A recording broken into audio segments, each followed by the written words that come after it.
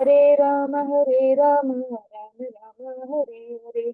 Hare Krishna, Krishna Krishna, Hare Hare. Hare Rama, Hare Rama, Hare Hare.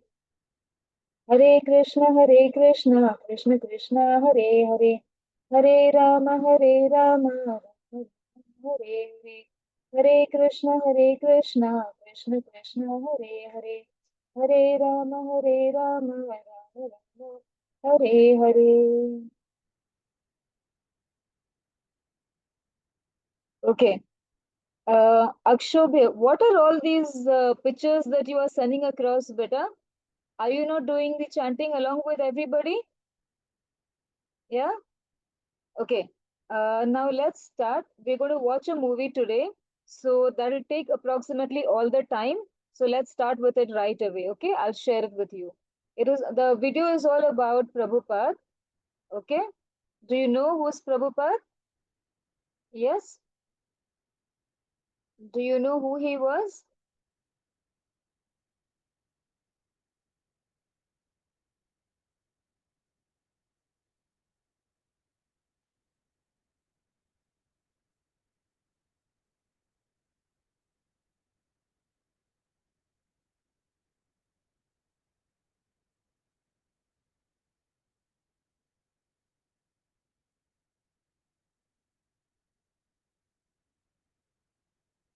Hare Krishna, everyone. Can you please switch on your videos if possible?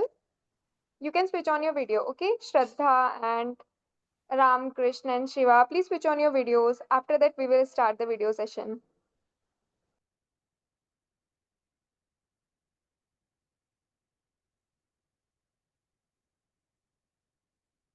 Okay. So should we start?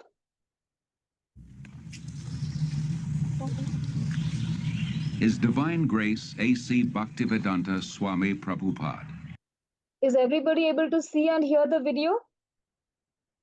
Yes? Okay, good. The movement he started is now known to millions around the world, yet he himself remained in the background. Without personal ambition, he worked humbly to spread Krishna consciousness, devotional service to the Supreme Personality of Godhead. Yet his achievements and personal character did not go unnoticed. The world's leading scholars and religionists praised his unique contribution, and thousands grew to love him as their dearmost friend and well-wisher. Okay, in this video, I want you to listen very carefully and watch what is there in the video. I want you to remember which place he was born in, what was his name when he was a young child.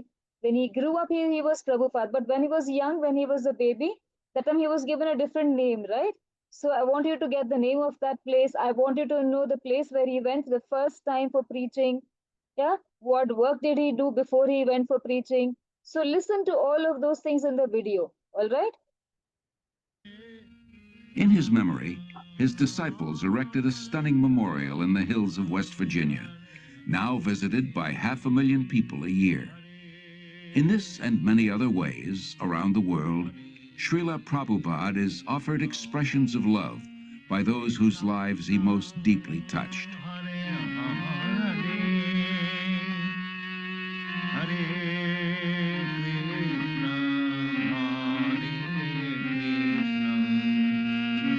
Krishna Krishna Hare Hare Hare Rama. Always remember Krishna, God, and never forget him. This was the goal of the rich spiritual culture that flourished in India for thousands of years. Even today, Lord Krishna is remembered and glorified through monumental achievements in architecture, art, drama, music, dance, and philosophy. रुकिए, इससे पहले कि stress आपके system को पूरी तरह से hijack कर ले, ये तीन चीजें। Calcutta, 1896, the capital of India, the crown jewel of the British Empire, an elegant city of wide avenues and spacious parks. It is here that a boy Charanaravinda Bhaktivedanta Swami is born. A pure devotee of Krishna from birth, a boy Charan is raised in a well-to-do mercantile family. From infancy, he goes with his father to the Radha Krishna temple, and at age 4, the child spontaneously begins worshipping similar deities in his home. When a boy Charan hears of Ratha Yatra, a traditional festival in honor of Lord Krishna, it further inspires his natural devotion. With his father's help, every year he holds his own small celebration, drawing the neighborhood children into the festivities. At age 8, a boy Charan enters the nearby Mati Lal Seal School. After graduation, he attends Scottish Churches College, one of the most respected in Calcutta. At the time, Mahatma Gandhi is organizing his countrymen in a nationwide boycott of everything British.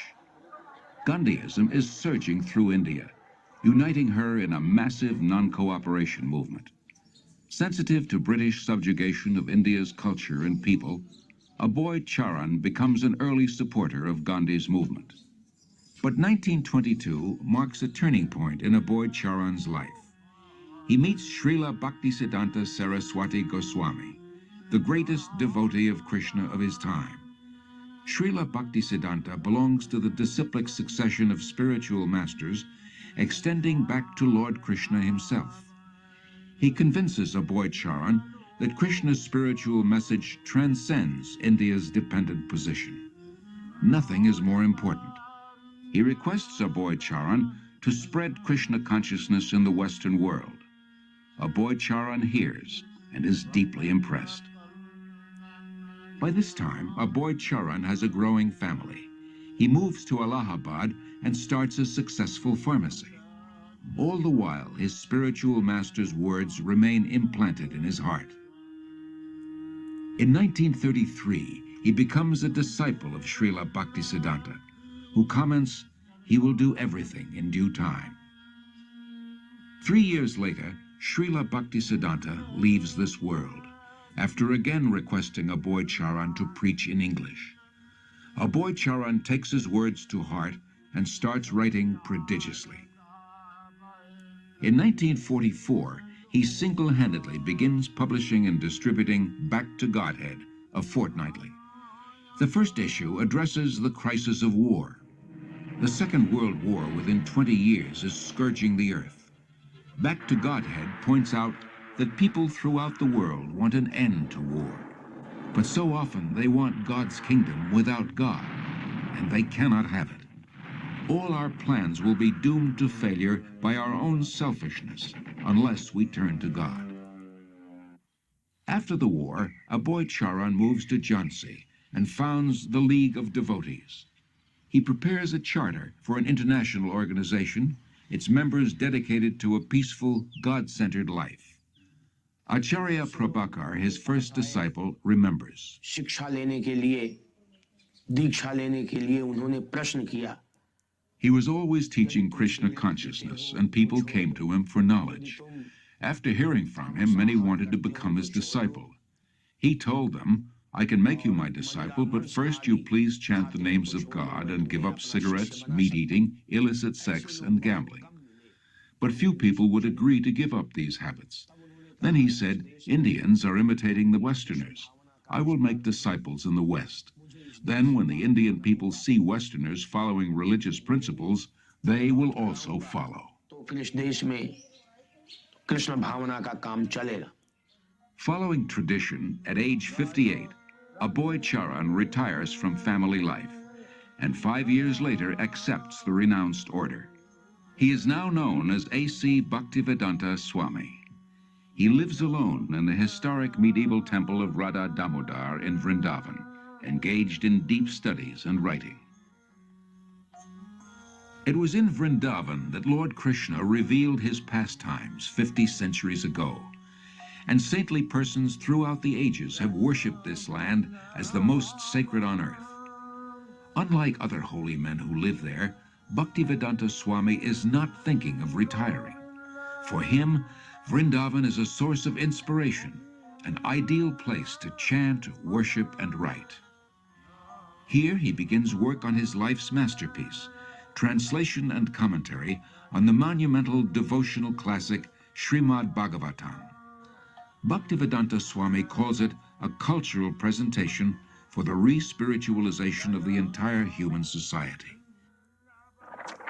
But often he leaves Vrindavan to print his magazine and books in nearby Delhi. Traveling takes time and tolerance, but Bhaktivedanta Swami accepts it as part of his spiritual mission to broadcast devotional service to Lord Krishna. He writes, "Our leaders have carefully set aside the treasure house of India's spiritual asset, and they are imitating the Western material way of life. But people are more unhappy than ever before because of the exclusion of the most important part of life, the spiritual aspect." In Delhi, Bhaktivedanta Swami personally distributes copies of Back to Godhead and, with small donations, struggles to maintain the publication. He regularly sees Surendra Kumar Jain, a printer. It was somewhere in the month of February 1956 that I first met Prabhupada. He came to my press for getting the magazine printed, Back to Godhead. I found that it was not very easy for him to collect money. He would come to the press practically every day, and after the printing was done, he would do everything himself. But he was a dedicated person, a very committed person. And at the times when he was not in a position to pay the bills, I would ask him, "Why are you running this? Why don't you stop it?" He would say, "No, it is my mission. And one day, Surendra Kumar, you will see that I will succeed in my mission." By 1964, Bhaktivedanta Swami completes 3 volumes of Srimad Bhagavatam. Prime Minister Lal Bahadur Shastri lauds his accomplishment and recommends his books for placement in India's public libraries. Sumati Morarji, chairman of the Scindia Steamship Company, gives contributions for printing Bhaktivedanta Swami's books and arranges for his passage to America. And he used to come every evening. And one day he said that he would like to go to America. I was surprised. I said, "Swamiji, don't go there. You are too old to go, and it will be too cold for you." Still he insisted. So I said, "All right." So I made arrangement for him to go by Jaladuta. On way, while he was passing through Suez, that day was Lord Krishna's birthday, and he gathered all the people on board the ship, all the crew members, officers, and recited some shloka, and then some prasad was distributed to them and all that. Bhaktivedanta Swami, a lone mendicant, 70 years old, traveling halfway across the world. His only resources, the message he carries and his unflinching faith. ऐसे आपको मजाक लगता होगा कि 3 दिन में ज्योतिष नहीं सीखा जा सकता। मैं 3 दिन में कुंडली देखना सिखाता हूं। मैं 3 दिन में लग्न कुंडली ही नहीं बल्कि मैं केपी कुंडली भी देखना सिखा। पहला The voyage on the Jaladuta proves a great trial. Bhaktivedanta Swami endures seasickness and then suffers severe chest pains. In 2 days, he has 2 heart attacks. If another comes, he thinks he will surely not survive. But gradually, he recovers. He writes, "I feel today better, but I am feeling separation from Vrindavan. I have no qualification, but I have taken up the risk just to carry out the order of my spiritual master." September 17th, 1965. The Jaladuta arrives in Boston Harbor. On board, Bhaktivedanta Swami writes, "My dear Lord Krishna, you are so kind upon this useless soul, but I do not know why you have brought me here. Most of the population here is absorbed in material life. How will I make them understand your message? I can simply repeat your words, and if you like, you can make my power of speaking suitable for their understanding. I have no devotion, nor do I have any knowledge, but I have strong faith in the holy name of Krishna. I have been designated as Bhaktivedanta, devotion with knowledge, and now, if you like, you can fulfill the real purport of Bhaktivedanta." Signed, the most unfortunate, insignificant beggar, A.C. Bhaktivedanta Swami. Bhaktivedanta Swami first stays in Butler, Pennsylvania, in the home of a friend's son, Gopal Agarwal, and his wife Sally. The Swami was a friend of my husband's father, Mr. Agarwal, in Agra, India. And he asked me to sponsor the Swami, and that's what I did. And that's why he came to our house in the middle of the night one night. He stayed with us for a month in Butler. And I learned, over the time, I learned to love him as I would a father-in-law. He was a very sensitive and kindly type of person. He was indeed one of the most unusual men I've ever known in my life. The Swami came with so few possessions. He came with the clothes he had on his back, he had a typewriter, and he had his books. And he had a bag of cereal. Imagine coming to a country on the other side of the world with so little, and yet he came with so much in himself. The Swami brought a pan with him in which he cooked his food, and in fact cooked our lunch too. Our little boy was only 6 months old when he came, and the Swami was there when Bridge first stood. And he laughed and laughed to see him stand up. When he laughed, he was just oceanic. He just seemed to take in the entire universe when he laughed, and he laughed a lot. I enjoyed my association for that 1 month with him about as much as I've enjoyed anything in my life. Although comfortable in Butler, Bhaktivedanta Swami thought the most important philosophy in the world, Krishna consciousness, should be spread in one of the most important cities in the world, New York. He moves to 100 West 72nd Street. 3 months later, his typewriter and tape recorder for translating are stolen. Bhaktivedanta Swami later said, "I came to America risking my life. I was physically unfit and at the fag end of my days. Sometimes I did not know where to live, nor was I used to the severe cold. Seemingly I was alone for 1 year. But I never felt alone. I always felt the presence of my spiritual master, so I did not lose my enthusiasm, despite all difficulties." Bhaktivedanta Swami arrived in America during a decade of discontent. There's widespread dissatisfaction with America's war in Vietnam, and with what some consider her racist, exploitative dealings at home and abroad.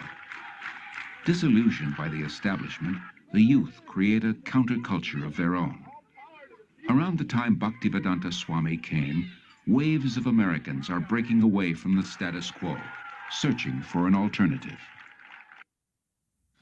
For a short time, Bhaktivedanta Swami lives in the Bowery in a loft given by a friend.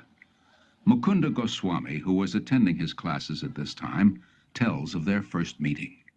He wore very thick glasses and had a big Sanskrit book spread out before him. His voice was very deep and resonant.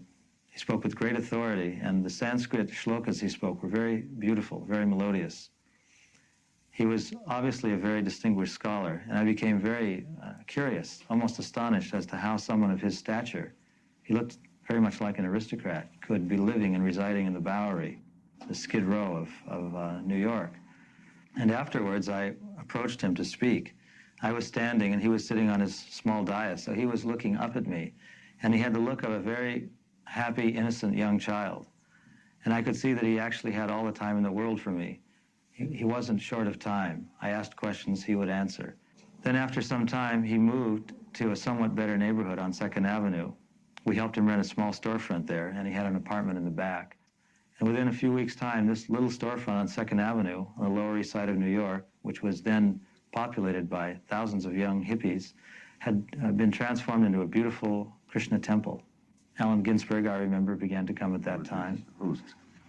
When he moved down the Lower East Side, I thought that was a stroke of brilliant social judgment, because traditionally, Swamis, yogis, Zen masters all moved uptown to the rich and were sponsored and funded by the rich, and you would find Krishnamurti living in elegant apartments on the Upper East Side, with drawing rooms and French furniture, and here was Bhaktivedanta, like in the depths of Calcutta, where the hippies were, and where the acid heads were, and the freaks, and the amphetamine heads, and the meth monsters.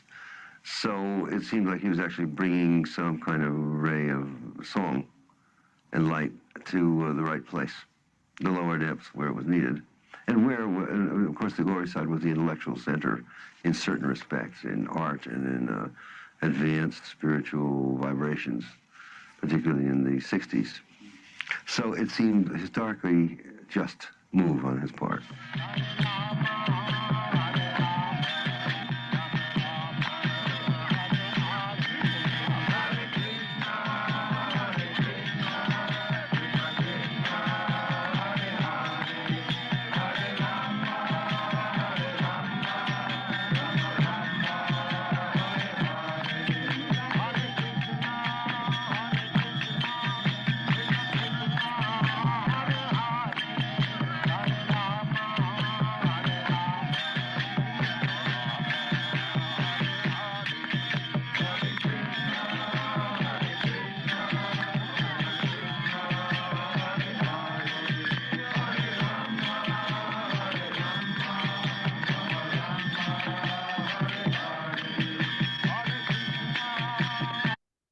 You know, I know what to eat. I know what is healthy. I know what is unhealthy. And most of the days I eat. Okay, there's someone who has messaged here saying it's getting boring. Who is that? Arijit. But this is a video about Prabhupada, right? So when we are watching a movie, you can't say it's getting boring, right? It's about him. Do you know what is his name when he was a child? Did you observe that? Can you tell me the name of the ship on which he traveled for the first time when he went? Where did he go the first time? Which was the place that he visited outside India? Do you know that? Sai Charan? Sai Charan has slept off.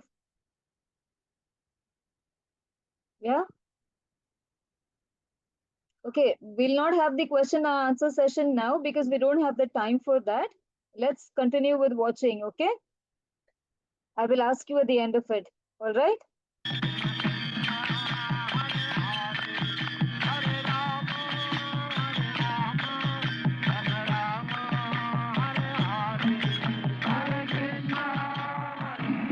friend of mine told me about Love Celebration at Compton Square Park, which was last Thursday, or Thursday before last. And I knew I had been seeking a guru for a while. So Krishna sent me there, and I was there. And after meeting some of the initiates, I knew that the Swami really had to be into something. I came here in America in September 1965. I was wandering in the street, and some of the boys saw me, and gradually they came to me. My mission is to preach the philosophy of Lord Chaitanya, chanting Hare Krishna, Krishna Krishna, Hare Hare, Hare Rama, Rama Rama, Hare Hare.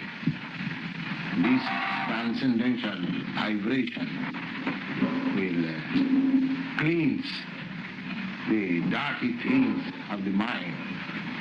It doesn't matter what he is.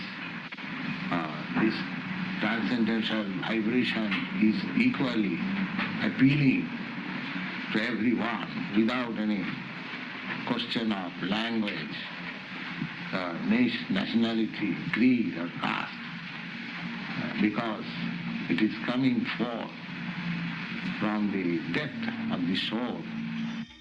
Krishna was all along preparing something, Bhaktivedanta Swami later wrote, and he brought you to me one by one, sincere boys and girls, to be trained in Krishna consciousness. Now I can see that it is a miracle.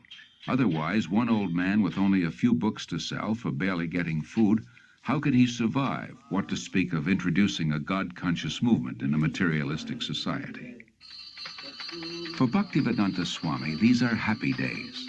Singing and speaking with the vigor of a young man, he brings the Hare Krishna movement into the public eye by chanting in the parks, by distributing Back to Godhead magazine, by holding free Sunday love feasts. Many are attracted. His hopes for the future expand without limit. The Hare Krishna movement has taken root.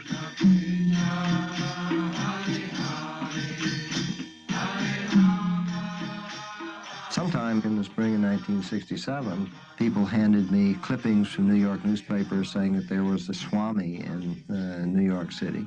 So I went to New York to look up this person and his movement. My first contact was with disciples apart from Bhaktivedanta Swami, and I was frankly somewhat disappointed by the disciples. They seemed to be not very informed about what they were doing. They were unclear about the whole thing, and yet they were terribly serious and terribly devoted to what they were about. And I couldn't put those two pieces together. You know, their confusion, uncertainty on the one hand, and their commitment on the other, until I met Bhaktivedanta Swami. And as soon as I met him, which was after several visits to the temple, I realized that this was the person who really made the whole thing go. But the impressive thing about that was he was never himself in the center. He never said, you should do this because of me. He always said, you should do this, and I should do this because of Krishna. When he gave them instructions to do what they thought were impossible things, like he told one of the early disciples, go start a magazine. The guy had never had any contact with a magazine before in his life except to read one. And he said, how am I to do that? And Bhaktivedanta Swami said, Krishna will help you. He was just astonishing in terms of the personal impact that he had on people, the way that he was able to give them confidence in themselves, but more importantly, give them confidence that there was a guide who was leading them and would give them the strength that they needed. Bhaktivedanta Swami does not belong to New York. He belongs to Krishna. So when a few of his followers invite him to San Francisco, he goes and introduces the freewheeling youth to Krishna, his ancient culture, his spiritual food, his eternal chant, the way to stay high forever. In the heart of the hippie movement, Haight-Ashbury, Golden Gate Park, and in the hearts of the hippies, the Hare Krishna mantra resounds with unimagined potency.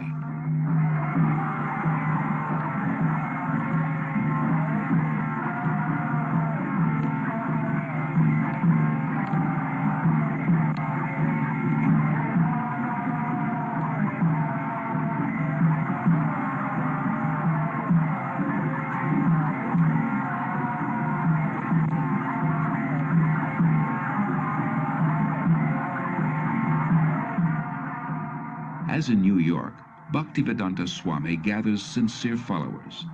The Hare Krishna movement begins to grow. Bhaktivedanta Swami becomes respectfully known as Prabhupada, meaning one at whose feet the masters sit.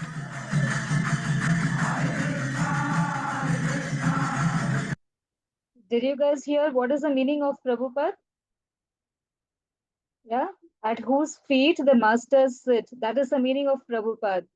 Yeah, so keep watching, okay? Don't sleep off.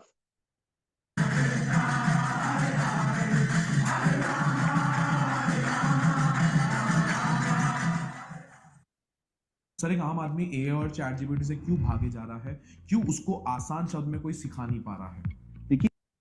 From Montreal, Prabhupada sends 6 disciples to open a temple in London. Yamuna Devi Dasi remembers. So we went to London that fall, and although we had no permanent place of residence and we were completely dependent on Krishna, somehow or another, by the enthusiasm that Srila Prabhupada had given us in Montreal, we were able to make contact with George Harrison, who was a member of the Beatles at the time. And he was such a pleasant person to be with. He so much appreciated the Hare Krishna mantra that he immediately said, let's make a 45 record. So we'd cut a record, and he was very pleased with it, did a little background music on it, and it was released, and Apple organized tours for us. We went to Germany and France and had television coverage. And in this way, the London Times wanted to do, the Sunday Times wanted to do a feature on us, and we were able to send the report back to Srila Prabhupada with the headlines, Krishna Consciousness Startles London. As people come to him, convinced of the Krishna conscious philosophy, Srila Prabhupada accepts them for initiation. not on the basis of birth, as in the rigid Hindu caste system, but on the basis of qualification and sincerity. In the whole history of Indian spiritual life, no one has ever attempted something as bold and seemingly impossible: to transform Westerners into full-fledged devotees of Lord Krishna. But by his intense spiritual energy and compassion, Srila Prabhupada is successful beyond his own expectations. How old is the movement? But from historical point of view, it is about 5,000 years. Why has it just begun to really catch on in the Western world? I mean, just recently, in recent years, has it begun to sweep the Western world? Why is this? The Western world, the younger generation were being frustrated, the hippie movement. So, when they saw something tangible, they accepted it. What things would, if everyone in the United States believed in Krishna to the extent that you do, what would happen to this country? How would it be transformed? They'll be very happy and peaceful. There will be no more hippies.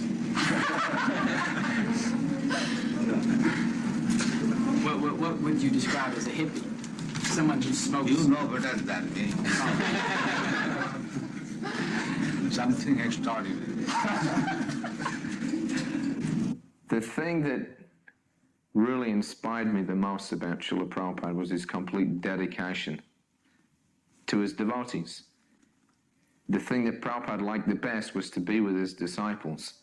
It wasn't that he took on large amounts of disciples and then sat back and then just pushed them to do this and that and the other for himself.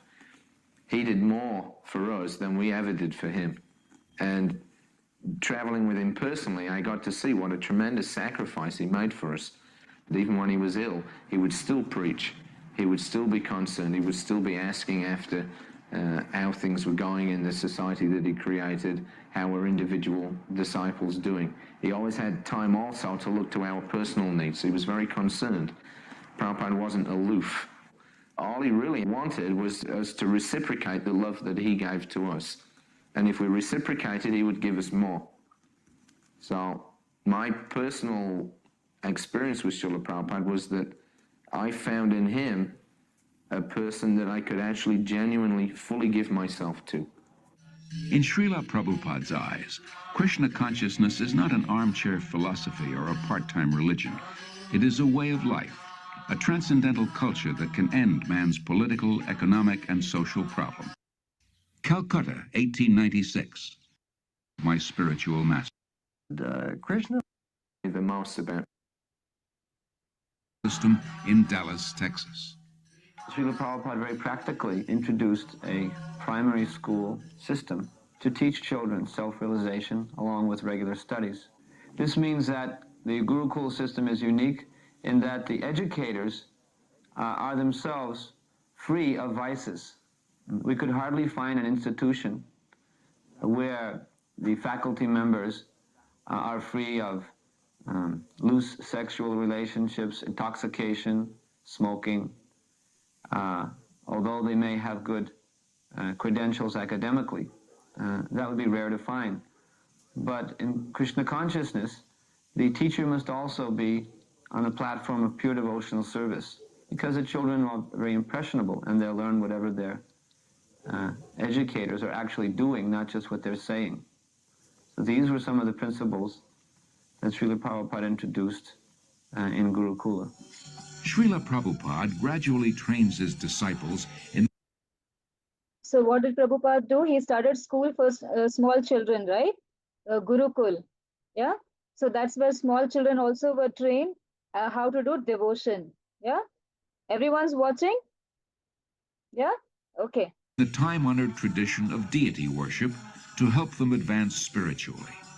He explains, I have introduced this system of deity worship among the non-believers, the atheists.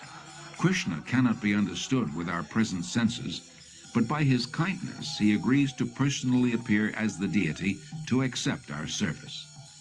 When we are attracted to the beautiful form of the deity, we will forget our attraction for material things. And as we serve the deity, we will develop pure love of God. Then our lives will be successful.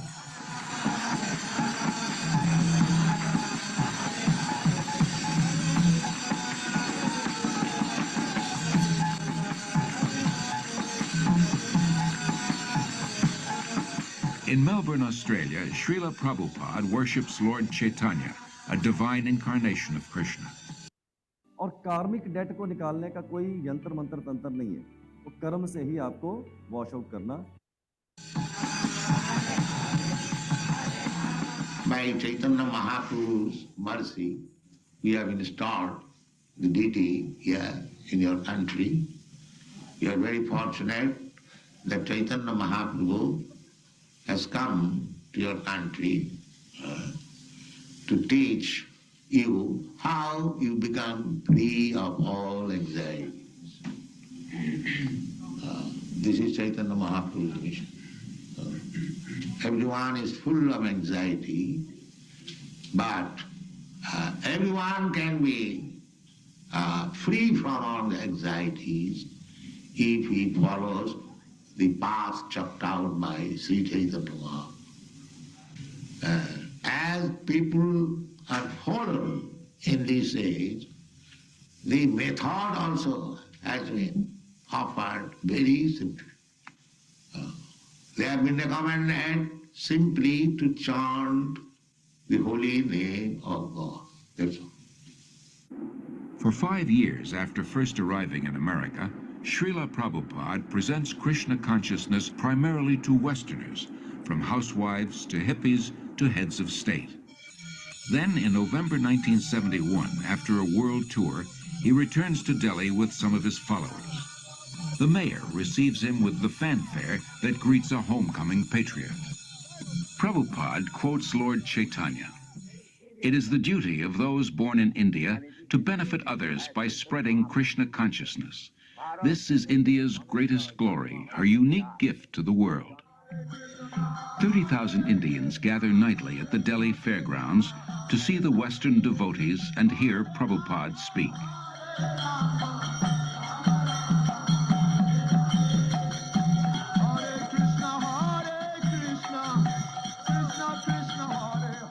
To bring about this change in India, that the revival of Krishna consciousness, Prabhupada's plan was to bring his dancing white elephants. He told us that when I bring my Western disciples to India, they will all come to see my dancing white elephants, he said. So we were actually very fond of being Prabhupada's dancing white elephants. And we took that as our the special mercy of Prabhupada on us, that we could be his dancing white elephants and help him in any way we could to preach Krishna consciousness in India. Prabhupada was told by an astrologer in Navadip in West Bengal that when he saw Prabhupada's face, a photo of Prabhupada, he said, this man, he has the ability to make a house in which the whole world can live peacefully. To make a house in which the whole world can live very peacefully. And when I told Prabhupada that, he said, yes, that is my mission, that within Krishna consciousness, the whole world can live peacefully. While the Hare Krishna movement spreads worldwide, Srila Prabhupada wants to nurture its roots in India.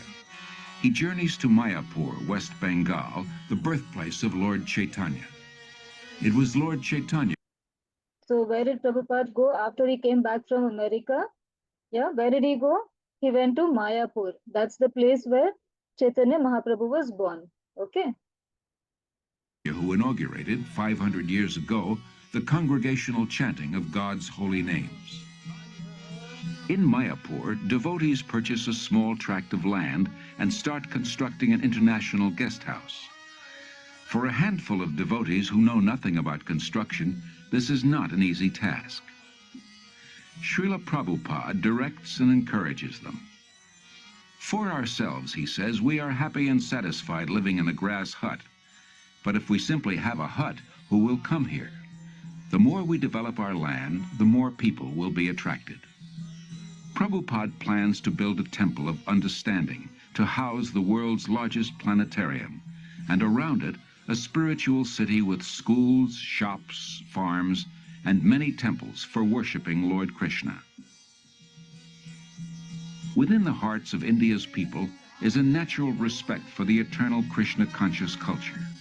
Many come forward to take part in Srila Prabhupada's movement and accept initiation from him. No one should go hungry within a 10-mile radius of the temple, Prabhupada instructs. In March 1972, devotees start the ISKCON Food Relief Program, distributing prasad, vegetarian food offered to Lord Krishna. As the Mayapur project develops, So what did Prabhupada want? That within 10 miles from the temple, around the temple, 10 miles within that temple, no one should be hungry. So that's why prasadam was distributed free to the people that side. Yeah? Prabhupada invites his disciples from 6 continents to join together yearly on the anniversary of Lord Chaitanya's appearance. Prabhupada wants them to be purified and inspired by remembrance of the Lord in his holy land. Can you see? He has invited people from 6 continents to come for the birthday celebration of Chaitanya Mahaprabhu. Now, these all are the people from 6 continents now. Yeah, so you can see how much of an influence he has had. Why did he go to the Western countries first and not start from India? Because the Indians always want to imitate outsiders, right? The Western culture. We want to talk in English. We want to wear jeans. We want to behave like them. Yeah, we don't want to behave like Indians, right? So that's why he went to the Western country and he started preaching from there. And when the Indians started watching what is going on that side, that is when Indians started changing little by little. Yeah. What was Prabhupada's real name when he was a child? What was his name? Abhay Charan. Yeah, did anyone note it down? No? Okay. And what was the name of the ship in which he traveled to America? Jaladuta. Yeah? Okay, let's continue. In Vrindavan, Srila Prabhupada treats his followers to a guided tour of the holy places and personally relates Lord Krishna's pastimes. The devotees relish a bath in the sacred waters of the Yamuna River.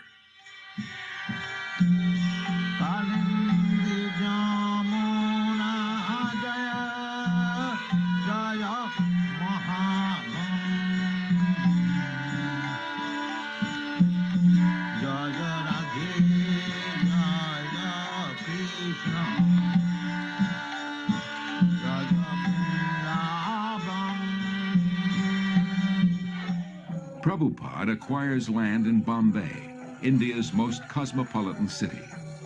Although he has only a hut for a temple, Prabhupada envisions an international cultural center. So from Mayapur, next where did he go? He went to Mumbai. Yeah, that's where he started the construction for a temple. So he's going around building temples everywhere. Why? Because that is the place where people can gather together and pray together. Yeah? Okay, let's continue. His ambition is to give as many people as possible access to the nectar of transcendental life, whether through philosophy, service, or spiritual food, so that everyone can become happy, hopeful, and peaceful.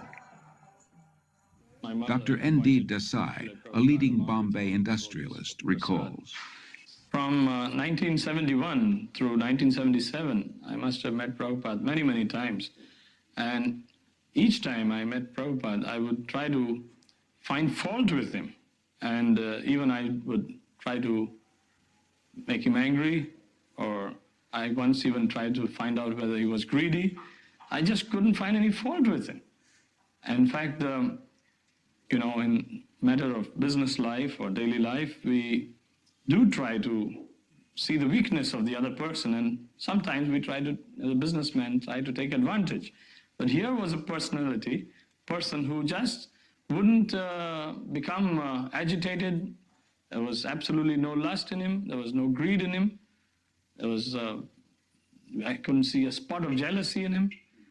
And then I realized, after 6 years of that he was a very empowered, divine person.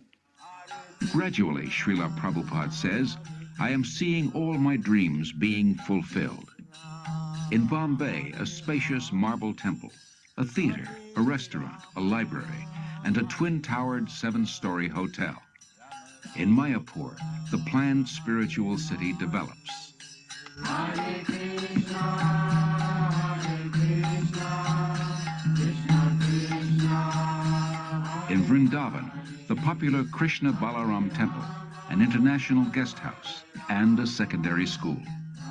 Prabhupada sees his society grow into a worldwide confederation with more than 100 temples, restaurants, institutes, schools, and farm communities. 500 years ago, Lord Chaitanya predicted that one day the holy name of Krishna would be heard in every town and village of the world. By the mid-70s, Hare Krishna becomes a household word. When I first met the first Hare Krishnas, I can remember how surprised I was, and really I wondered what this meant. The costumes and the chanting and the shaved heads appeared a little. What if I told you you can erase negative thoughts, overthinking and childhood trauma permanently from your life by revising Your family, your bank balance, your skyscraper building, all taken. That's finished. Got out. This is God. Now understand God. To believe and not believe, God will come one day. He'll take you, take your everything, and get out. That is stated in the Bhagavad Gita. To those who are not believer in God, to them I come as death and take away everything. Finished. And that one has to believe. Yes, as sure as death. Then God is here. So unless one is madman, he cannot say there is no God. He exists and Used to write prolifically. Rising long before dawn, he spends hours translating and commenting on original Sanskrit and Bengali texts. or sometimes they wash their hands and feet before entering the temple. His most significant contribution is his books. Srila Prabhupada sees 60 million distributed in 28 languages. Professors from dozens of major universities use them as standard texts and write appreciative reviews. He also did a very important work in introducing to the Western world for the first time the devotional philosophy of Sri Krishna Chaitanya.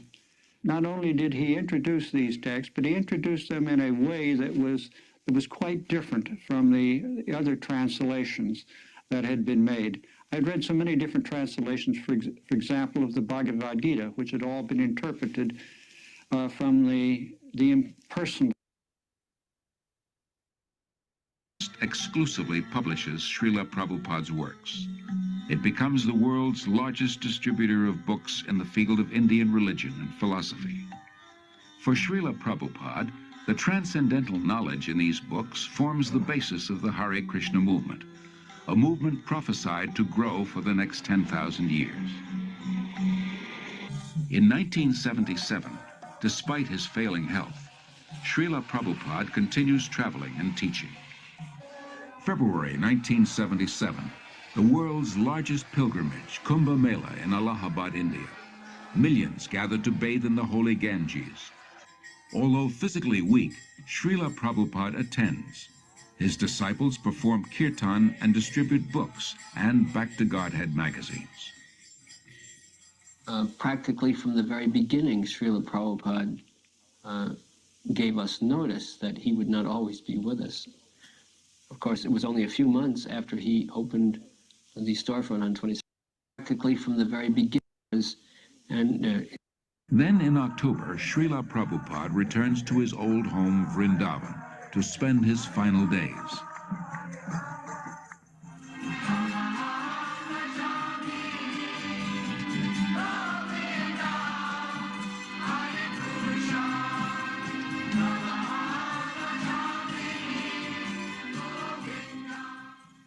Even though he is physically incapacitated, Srila Prabhupada's intellect remains clear.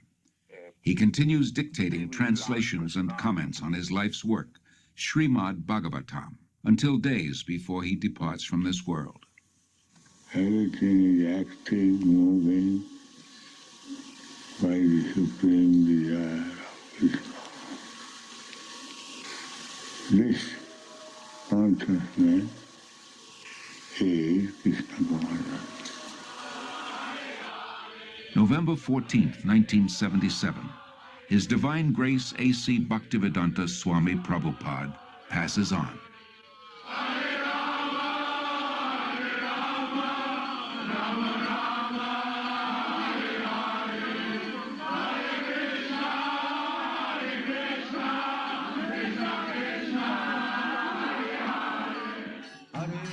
That divine personality who spoke on different subjects with thousands of meanings, who imparted knowledge in thousands of ways, and who inspired thousands of devotees, has now returned to his Lord, Sri Krishna. Being kind to his devotees, Lord Krishna gave them the association of Srila Prabhupada. Being independent in his desires, the Lord has now broken that association. Yet Srila Prabhupada remains.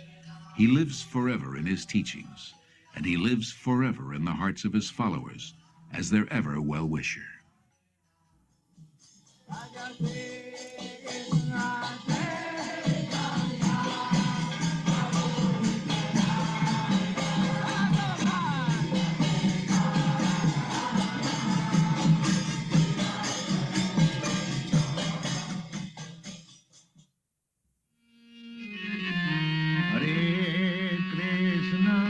Hare Krishna, Krishna.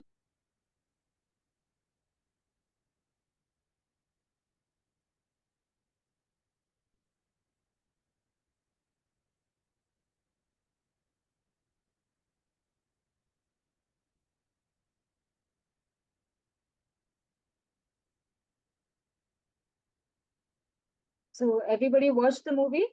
Yeah? You guys have switched off your videos. You felt sleepy, is it? Shraddha, Viha, who else is there? Yeah, Akshobhya is awake? Okay. Yeah, so what was Prabhupada's real name? What was his real name? Does anybody remember? Yeah, it was Abhay Charan. Yeah, so he went to New York first, he preached there, then he came to India, he went to Mayapur first. Yeah, people from 7 continents came there, right?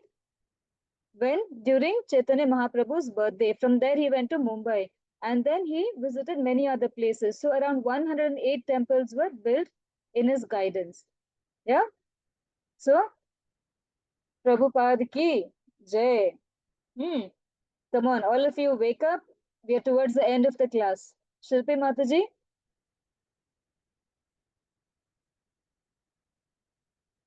Shilpi Mataji, are you Hare there? Krishna, Madhukar now. Yes, Mataji, we can end now. Hare Krishna, everyone. Okay, Hare Krishna, everybody. Hare Krishna. Okay, before ending, where is your tilak? We had a deal, na? Okay, I can see Kirti's tilak. And where is your tilak, Siddhika and Shraddha, Saicharan?